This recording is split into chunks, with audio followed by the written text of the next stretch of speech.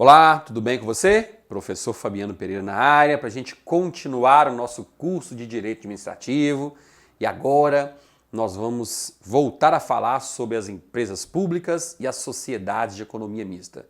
Só que antes disso, lembre-se, se você não é inscrito ou inscrita no nosso canal, aqui tem um quadradinho para você clicar e se inscrever. Vai lá, inscreva-se, estou te aguardando, viu? Vai lá, não vou continuar não, quando você não inscrever. Escreveu? Então tá bom. E depois que você se inscrever, aqui embaixo também tem um link para você baixar o seu e-book e estudar com muito mais técnica, com muito mais eficácia para os próximos concursos públicos que estão por vir. Combinado? Vamos lá então? Nós vamos tratar a partir de agora de algumas peculiaridades das empresas estatais, isto é, das empresas públicas e sociedade de economia mista, que são muito cobradas em provas, diga-se de passagem. Na aula anterior, nós finalizamos falando sobre a criação de subsidiárias. Agora nós vamos falar sobre o regime de pessoal dessas entidades. De cara, eu já quero dizer o seguinte, você sabe muito bem, talvez até melhor do que eu, que para trabalhar em uma empresa estatal, você está obrigado a fazer concurso público. Seja no Banco do Brasil, na Caixa Econômica, nos Correios, na Petrobras, o concurso público é uma imposição constitucional. Só que aí tem um detalhe. Apesar de você ser obrigado a fazer um concurso público, você, quando for trabalhar em uma empresa estatal, será regido pela CLT. É mesmo, professor? É. Você vai ter carteira assinada. Eu, Fabiano, hoje ocupo um cargo público de analista judiciário. Eu sou servidor do Poder Judiciário. Então, eu não tenho carteira assinada. Eu ocupo um cargo público. Você, se for fazer concurso para o Banco do Brasil, Correios ou Petrobras, você vai ter carteira assinada. Então, você será considerado um empregado público. E isso quer dizer o quê? Quer dizer que você não vai gozar da famosa estabilidade. Eu, depois de 3 anos de avaliação, depois de 3 anos de estágio probatório, consegui a minha estabilidade. Você não vai ter estabilidade. Certinho? Outro ponto importante. Apesar de o empregado público não ter estabilidade, ele vai ter que se submeter a uma série de regras constitucionais que também são impostas aos ocupantes de cargos públicos. Vamos dar uma olhadinha aqui nessas regras? Vamos lá. Primeiro, obrigação de realização de concurso. Acabei de falar. Segundo, proibição de acumulação de cargos e empregos públicos nos termos do inciso 16, artigo 37 da Constituição Federal. Então, olha, eu, Fabiano, que ocupo um cargo público de analista judiciário, eu estou proibido de ter outro cargo público. Não posso. Nem outro cargo, nem outro emprego público. Salvo de professor. Professor eu posso, porque eu sou analista judiciário da área judiciária. Então eu só posso ter outro cargo público de professor. Se eu fosse um analista judiciário, área médica, área de saúde, eu poderia ter outro cargo, porque seria da área de saúde.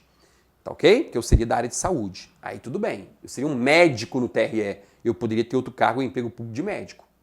Mas como eu sou analista judiciário da área judiciária, o outro cargo público que eu posso ter é apenas de professor. Essa regra se impõe também a quem ocupa emprego público. Se eu faço um concurso para analista do Banco do Brasil... Não, no Banco do Brasil não tem não, né? Analista do Banco do Nordeste. É um concurso de nível superior. A única outra atividade que eu posso ter no setor público é de professor. Eu não posso ocupar um cargo de analista do Banco do Nordeste, que é um cargo de nível superior, com outro cargo ou emprego público.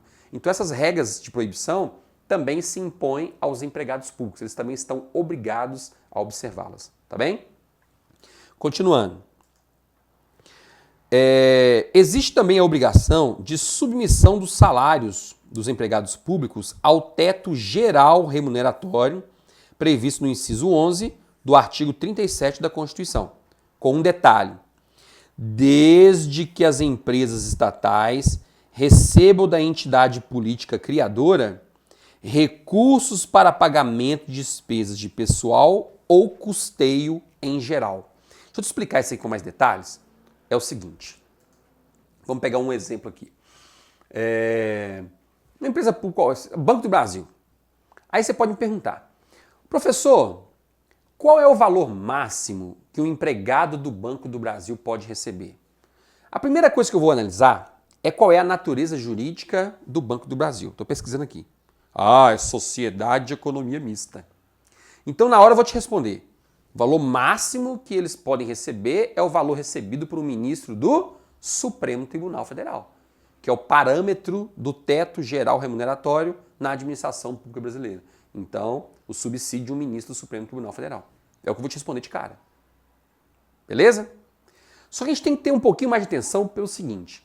A Constituição diz o seguinte, olha, se a empresa estatal recebe recursos do governo para pagar os seus funcionários ou para pagar as despesas de custeio, água, luz, telefone, blá, blá, blá.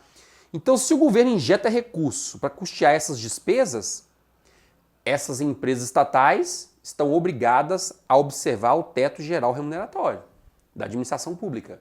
Então, nenhum de seus empregados pode receber mais que o valor recebido por um ministro do Supremo Tribunal Federal. É o que está na Constituição. Por outro lado, se, por acaso, o governo não injetar recursos naquela empresa estatal para que ela pague os seus empregados, ou seja, ela é autossuficiente, não depende do governo para nada, não. Só sei, eu pago com o meu próprio recurso os salários dos meus empregados. Então, se essa empresa estatal é autossuficiente, então os seus empregados não estão obrigados a respeitar as regras do teto geral remuneratório. Então, o empregado de uma empresa como a Petrobras, por exemplo, poderia receber, sei lá, 100 mil reais mensais. Seria possível. Nós vimos aí, né, alguns casos interessantes recentemente, né? Pois é, sem entrar em detalhes. Então, se a empresa estatal não recebe recursos públicos para custear as despesas correntes, né, ou folha de pagamento, então seus empregados poderiam receber mais, inclusive, que um ministro do Supremo Tribunal Federal. Guarde essa informação porque ela está sendo muito cobrada em prova. Continuando. Dispensa motivada. É um ponto importante que eu tenho que te passar também. Olha só. Eu disse agora há pouco que os empregados de empresas públicas e sociedade de economia mista não gozam de estabilidade, porque eles são seletistas. Entretanto, o Supremo Tribunal Federal já decidiu que esses empregados públicos só podem ser demitidos, se houver uma demissão motivada. Como assim, demissão motivada? Isso é o mesmo que estabilidade. Não, isso não é o mesmo que estabilidade. Tá ok? Veja, suponhamos que eu trabalhe no Bradesco. Aí eu cheguei para trabalhar um dia com a gravata torta, né? Um pedaço para cá, outro para cá e a camisa furada. Cheguei para trabalhar, numa ressaca brava. E aí, gerente geral, beleza? Tô um pouquinho atrasado, rapaz, mas é porque eu tomei umas ontem, você vai me desculpar, mas hoje eu vou fazer meu trabalho do jeito que tem que ser feito. Primeira vez que eu chego atrasado, né? Gravata torta, blusa furada, primeira vez. Cara, o gerente não estava naqueles dias, o gerente geral olhou para mim e falou assim, quer saber da coisa? Pode dar meia volta e ir embora para casa. Você está demitido. Ele pode fazer isso? Em tese, pode. Ele é que manda na bagaça. Ele é que é o gerente daquela agência bancária privada, Bradesco. Ele pode fazer isso. E eu estou na rua. Acabou. Agora, se eu trabalho no Banco do Brasil e estou na mesma situação, esse fato por si só é motivo para demitir o servidor? Para demitir o empregado? Não. Então, olha só. Se esse fato aconteceu no Banco do Brasil e o gerente falou assim, está demitido, o gerente tem que explicar. Demitiu o empregado porque ele chegou com gravata torta, buraco na camisa e com cara de ressaca e 20 minutos atrasados. Se esse empregado do Banco do Brasil for para o judiciário, ele consegue reverter isso? Consegue. Cara, isso não é razão para se demitir. Pode dar uma advertência, uma suspensão, quem sabe, mas demitir? Quem nunca chegou atrasado na vida pode ter tomado um pileque, 20 minutinhos, com a gravata torta, me ajuda aí, né? Então isso não é motivo para demissão. Então por isso que o STF entendeu que a demissão tem que ser motivada. Porque quando ela é motivada, o gestor tem que explicar o porquê. Estou demitindo porque já é a quarta vez que esse empregado chega atrasado, não está sendo produtivo, não está cumprindo com as suas obrigações. Cara, aí já é outra história. Aí já é outra história. Tá entendendo? Então, para hoje, um empregado público ser demitido, tem que existir uma razão relevante. A agência dos Correios está sendo fechada por questões financeiras, não temos recursos para manter a agência. Em tese, nesse caso, pode haver uma demissão. Em tese, pode. É claro que, primeiramente, vamos tentar aproveitar esse empregado em outra regional, em outra agência dos Correios, mas em tese pode haver por esse motivo. Está entendendo o sentido? Então, cuidado quando for responder as questões de prova, tá? Continuando. Aqui é um ponto importantíssimo. Já falamos sobre ele, mas vamos falar um pouquinho mais. Licitação. Veja, lembre-se do seguinte. O artigo 173 da Constituição, ele diz que quando a empresa estatal for atuar no mercado, ela vai se submeter às mesmas regras da iniciativa privada. Entretanto, a própria Constituição diz no artigo 37, inciso 21, que as empresas públicas e sociedades de economia mista também têm que fazer licitação para adquirir bens, contratar serviços ou comprar produtos. Tem que fazer licitação. Só que aí o artigo 173 vem e diz o seguinte: a lei deverá criar um estatuto de licitação específico para as empresas públicas e sociedades de economia mista. Porque são entidades especiais. São empresas com muitas peculiaridades porque elas atuam no mercado. Então a licitação tem que ser mais simples, não pode ser tão burocrática quanto aquela prevista na Lei 8.666. Então a lei vai criar um estatuto de licitação próprio para as empresas estatais. É o que está escrito no artigo 173 da Constituição. E aí, esse dispositivo está lá desde 1988. Quando é que esse estatuto foi criado? Somente em 2016. Então, até que, enfim, em 2016, foi criada a Lei 13.303, que estabeleceu o Estatuto Licitatório das Empresas Estatais, ou seja, empresas públicas e sociedades de economia mista. Então, hoje, elas estão obrigadas a licitar. Peraí, professor. Mas já estavam. Ah, é verdade, já estavam. Só que até 2016, elas eram obrigadas a respeitar a Lei 8.666/93, que é a Lei Geral de Licitação. Com a criação do estatuto próprio, com a Lei 13.303 de 2016, as empresas estatais hoje estão obrigadas a respeitar qual lei? É a Lei Geral de Licitação, Lei 8.666? Não.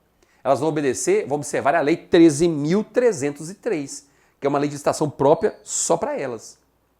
Agora, cuidado na hora da prova.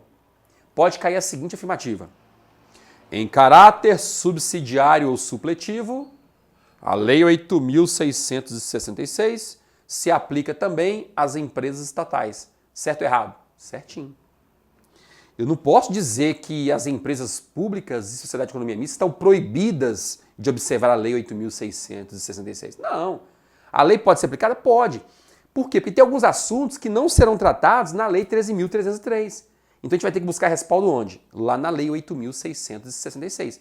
Mas somente em caráter supletivo, isto é, em caráter secundário. Só se a Lei 13.303 não resolver aquele problema, é que nós vamos recorrer à Lei 8.666.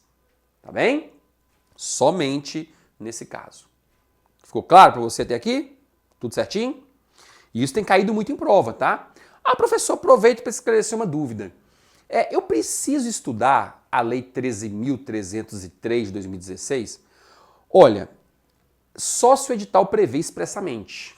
Até então, né, já tem quase 2 anos de publicação da lei, eu não vi ainda questões específicas sobre essa lei, exceto quando o edital estabeleceu expressamente. Lei 13.303.